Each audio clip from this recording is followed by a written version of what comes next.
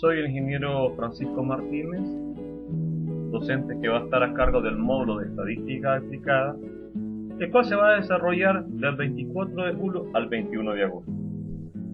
El documento que respalda a este curso lo van a encontrar en la siguiente dirección, para lo cual solo necesitan habilitarse una cuenta, es gratuito y esto les va a permitir bajar el documento.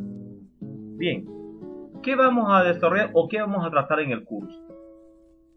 Vamos a desarrollar la parte de introducción o las nociones generales del curso. Vamos a ver lo que es organización de la información, dentro de ellos lo que son los métodos tabulares, los métodos gráficos, los métodos numéricos. Entre estos vamos a estar lo que es medidas de tendencia central y medidas de dispersión. Además, se pretende desarrollar lo que es deformación de curva, regresión y correlación lineal simple y probabilidad. Entrando en materia, cuando nos hablan de estadística, ¿cuál es la primera noción que tenemos? O la primera idea que tenemos al escuchar esta palabra. Posiblemente coincidirán conmigo de que la primera percepción que se tiene son datos que pueden estar en el cuadro como el que ustedes observan ahora mismo, pueden ser gráficos, en este caso un gráfico de barra, o bien un gráfico de este tipo llamado diagrama de sectores, gráfico de slide o torta, ¿sí?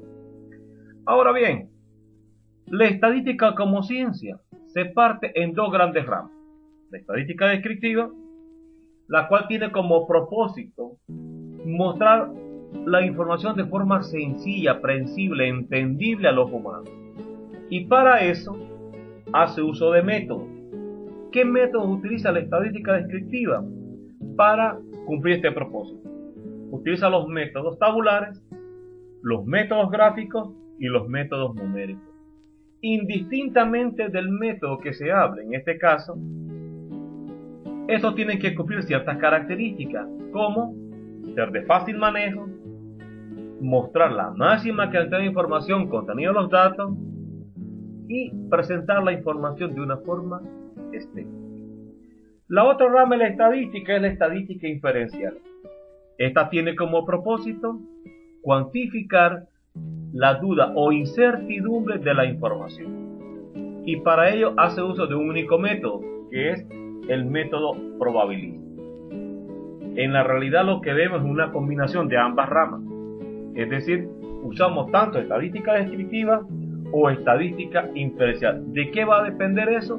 De las características, en este caso, de la investigación o del tipo de información que estemos manejando. Bien, cabe preguntarnos ahora qué es estadística. Y su servidor propone este concepto, que quizás no es un concepto, pero es una combinación de los dos propósitos de ambas ramas, de los propósitos de ambas ramas. Propongo lo siguiente: que estadística es la ciencia encargada de la recolección, manipulación, organización y presentación de información de manera tal que ésta tenga una confiabilidad determinada. Como podrán observar, he tratado nada más de unir los dos propósitos de acuerdo a las dos ramas de la estadística. Ahora bien, cuando nosotros hablamos de estadística, ya hemos dicho, la creación de información, y esta información se puede tomar en dos escenarios. Uno de estos escenarios es población.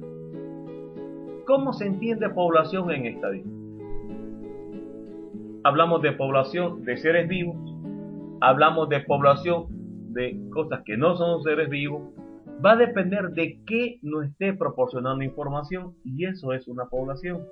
Por ejemplo, un ingeniero en sistema que está trabajando con redes, servidores, qué sé yo, pues esa es una población que tiene y que le proporciona información para hacer su trabajo. Como también para un profesor, para alguien que hace docencia, pues su población son sus estudiantes, pueden ser sus estudiantes, las calificaciones que tienen de su materia, etcétera, etcétera. Entonces, tratamos de buscar un concepto que trata de englobar estos dos ámbitos, si se quiere decir así. Entonces se propone población como un conjunto de entes con características propias que los hace comunes entre sí y que al mismo tiempo lo diferencia de los demás. Ahora bien, en estadística la población se denota o se designa por la letra mayúscula, que es la que mostramos ahorita, y cada población o toda población tiene características propias que se llaman parámetros. Estas características sirven para describir a la población. Ahora bien, puede ser que no estudiemos toda la población. ¿Qué es lo que hacemos? Hacemos un proceso de deducción y extraemos una parte de ella, que se llama muestra. Ahora, en estadística, población se entiende o se asemeja a un conjunto universo, es decir, a una totalidad. Y de este punto de vista, muestra se considera un subconjunto de esa población que se supone la representa. ¿Qué hacemos en la muestra? Determinamos estadísticos o estadígrafos.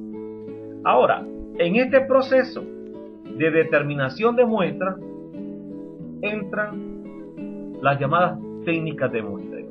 Ahora, ¿qué hacemos con la información que obtenemos de la muestra? Con los estadísticos que determinamos. Hacemos una estimación de los parámetros de la población y es por eso que hay que tener mucho cuidado en lo que es la toma de muestras. Y hay muchos autores o muchos investigadores que cuestionan mucho cuál debe ser el tamaño de una muestra para poder hacer este proceso. En verdad, esto nos indica que estamos tomando información de una parte de un total y que con esa información, con esa muestra, estamos tomando decisiones. Y entonces es por ello que muchos autores llaman a este proceso, le llaman inferencia.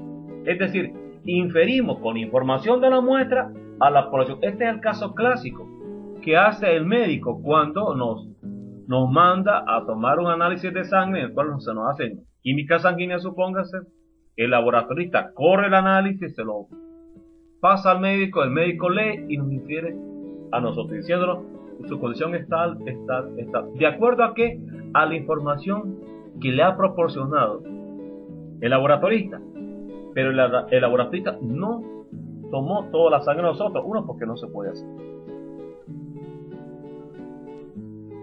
Ahora bien, estamos claros que en estadística tomamos información.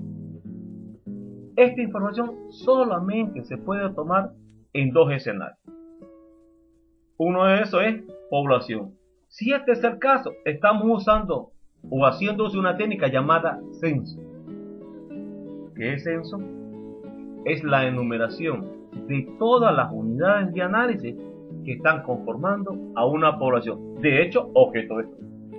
Ahora, si no lo hacemos en una población, lo hacemos en el otro escenario. Es decir, en la muestra.